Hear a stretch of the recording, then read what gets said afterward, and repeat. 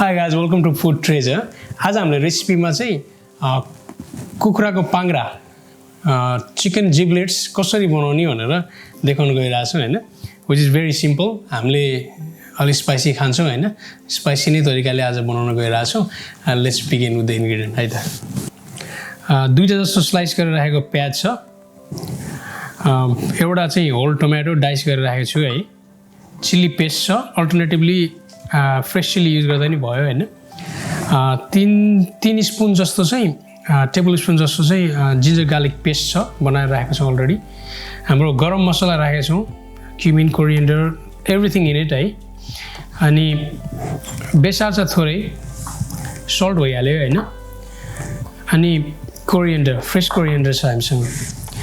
अनि जिब्लेट्स कुखुराको पाङ्ग्रालाई चाहिँ सफा गरेर अनि यसलाई बोइल गरेर हैन, अनि स्लाइस गरेर यस्तो सानो पिस बनाएर राखेको छौं के. यो चाहिँ फ्राई गर्नलाई चाहिँ इजी हुन्छ है. आजको रेसिपीमा चाहिँ हामीले फ्राई गरेर चाहिँ फरी स्टाइलको बनाउन गइरहेको छौं, त्यही भएर थिनली स्लाइस गरेर राखेको छु. फर्स्ट अफ अल हाम्रो प्यान छ, अलिक गहिरो खाले प्यान फ्राई गर्न सजिलो हुन्छ हैन. Bigger pan is always better है to make curry. And then हिटमा प्यानलाई तात्न दिऊ मजाले हैन. फ्राई गर्ने भएको भएर ओइलमा चाहिँ अलिक कन्जुसाइ गर्नु हुँदैन यो रेसिपीमा है. अलि हालौँ मजाले तेल.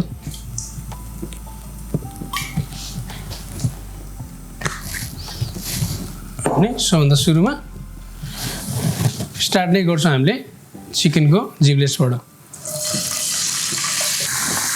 मसँग चाहिँ 1.5 किलो जस्तो चाहिँ 1.5 किलो जस्तो चाहिँ छ हैन. तपाईहरुले यति नै बनाउनु पर्छ भने छैन. मेरो चाहिँ गेस्टहरु टन्नै छन् आज, त्यही भएर 1.5 किलो बनाएको छु है. 1.5 किलो. अनि तपाईहरुले अब थोरै क्वान्टिटीमा बनाउनलाई मैले युज गरेको इन्ग्रेडिएन्ट हल्का थोरै हाल्दाखेरि हुन्छ, त्यस्तो बिग डिफरेन्स हुँदैन यसमा हैन. मजाले तेल सबैतिर लाग्छ हैन. यसलाई फ्राई हुन दिन्छु है. एबाउट चाहिँ 7-8 मिनट चाहिँ कुक गरिसकेपछि हैन, यस्तो मासु पट गरेर पड्किन थालेछ हैन. त्यो भनेको यो फ्राई भइरहेछ. द रिजन हामीले चाहिँ सुरुमा चाहिँ नर्मली अरू कुकिङहरु गर्दाखेरि अनियन अनि त्यसपछि जिन्जर गार्लिक पेस्ट चाहिँ सुरुमा गर्थ्यौं हैन, सुरुमा फ्राई गर्थ्यौं.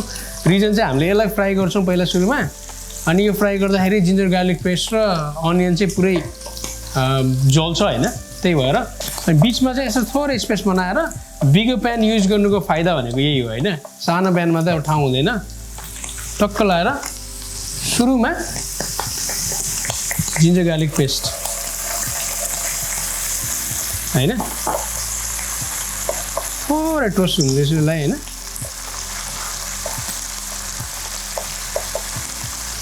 थोरै फ्राई होस्, यसरी हल्लाउँछौँ हैन. अब जान्छ अनियन. अनियनलाई पनि उहीतिर फैलाइदिउँ हैन. अनि हामीले बेसार हैन, बेसारलाई एकछिन राखेपछि चाहिँ यसलाई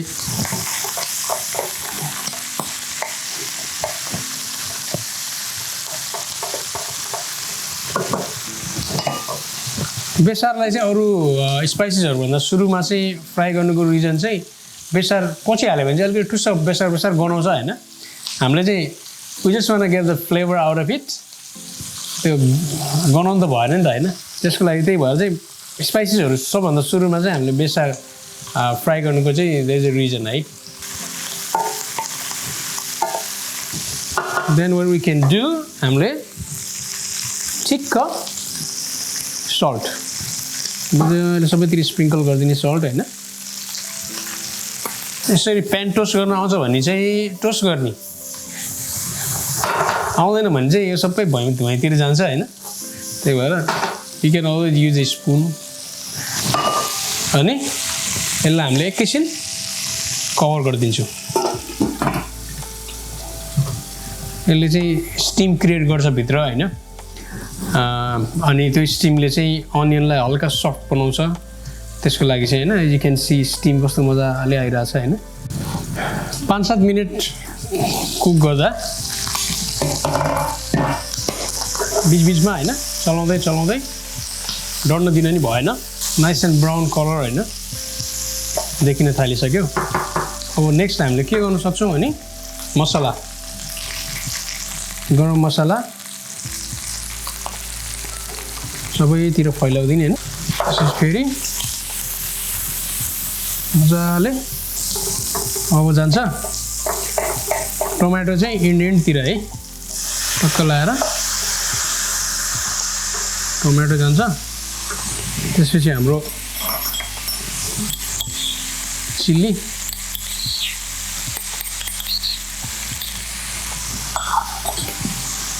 टोमेटो राखेर चाहिँ टोमेटोलाई चाहिँ बीचमा राखेर यता सबैतिरबाट कभर गरिदिनु यसबाट आएको स्टिमबाट चाहिँ टोमेटो कुक हुन्छ हैन भित्रपट्टि चाहिँ यसलाई चाहिँ एकछिन कभर गर्छु 3-4 मिनेट जस्तो कभर गरिदिने अनि टोमेटो चाहिँ गलेपछि चाहिँ अनि हाम्रो अलमोस्ट रेडी हुन्छ यो है अब मजाले हाम्रो टोमेटोको चाहिँ पुरै यस्तो भइसक्यो पेस्ट भइसक्यो सुरुमा टोमेटोको चाहिँ फ्राई गर्यो भने चाहिँ टोमेटोले चाहिँ ग्रेभी क्रिएट गरिदिन्छ अनि it will stop from frying के फ्राइङ गर्नुलाई चाहिँ यसले स्टप गरिदिन्छ त्यही भएर टोमेटो लास्टमा हाल्नुको चाहिँ रिजन छ के मजाले फ्राई पनि भएको छ हल्का ग्रेभी जस्तो है ग्रेभी भनेर ग्रेभी चक्क लाएर यस्तो हेर्दै खङखङ भइसक्यो नि है अब यसमा फिनिस कोरिएन्डर है टक्क कोरिएन्डरले टक्क फ्लेभर यसले चाहिँ फ्लेभर इन्हान्स गर्ने काम गर्छ हैन हाम्रो चाहिँ पाङ्ग्रा भन्दाखेरि चाहिँ पाङ्ग्रा भन्दा कस्तो लाग्छ है तर डेलिसियस जिब्लेट्स रेडी टु गो है यसलाई म सर्भ गर्न गइरहेको छु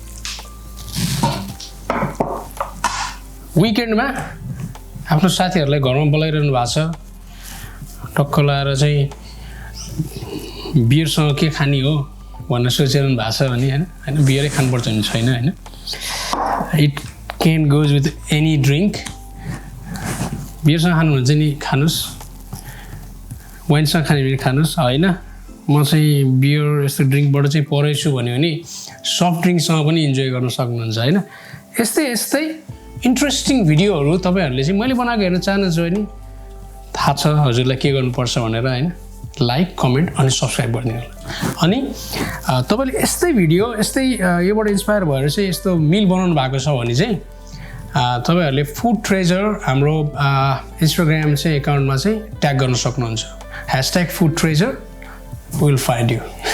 Thank you very much.